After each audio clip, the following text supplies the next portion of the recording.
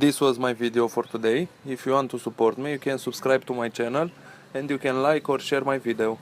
Thank you.